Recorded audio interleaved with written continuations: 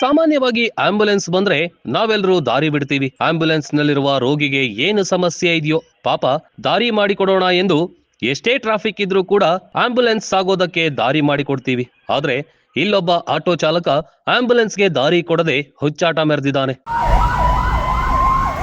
Sir ನಿಮ್ಗೆ ಹೇಳ್ತಾ ಇರೋದು, ಜಾಗ ಕೊಡಿ, ಕಂಪ್ಲೇಂಟ್ ಕೊಡ್ಬೇಕಾಗುತ್ತೆ ಹೇಳ್ತಾ ಇದೀನಿ. ಆಟೋದವ್ರೆ ನಿಮ್ಗೆ ಹೇಳ್ತಾ ಇರೋದು.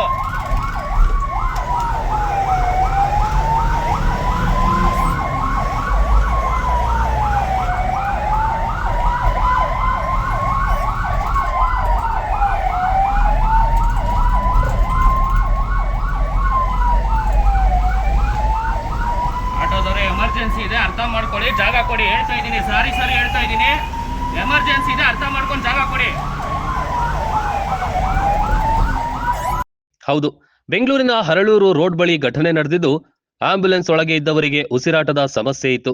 ಹೀಗಾಗಿ ವೈದೇಹಿ ಹಾಸ್ಪಿಟಲ್ಗೆ ಆಂಬ್ಯುಲೆನ್ಸ್ ಮೂಲಕ ತೆರಳುವಾಗ ಆಟೋ ಚಾಲಕನೊಬ್ಬ ದಾರಿ ಬಿಡದೆ ಹುಚ್ಚಾಟ ಮೆರೆದಿದ್ದಾನೆ. ಎಷ್ಟೇ ಹೇಳಿದ್ರೂ ಕೂಡ ಆಟೋ ಚಾಲಕ ದಾರಿ ಬಿಡದೆ ಸತಾಯಿಸಿದ್ದಾನೆ. ಇದನ್ನ ಆಂಬ್ಯುಲೆನ್ಸ್ ಚಾಲಕ ತನ್ನ ಮೊಬೈಲ್ನಲ್ಲಿ ಸೆರೆ ಹಿಡಿದಿದ್ದು ವ್ಯಾಪಕ ಜನಾಕ್ರೋಶ ವ್ಯಕ್ತವಾಗಿದೆ.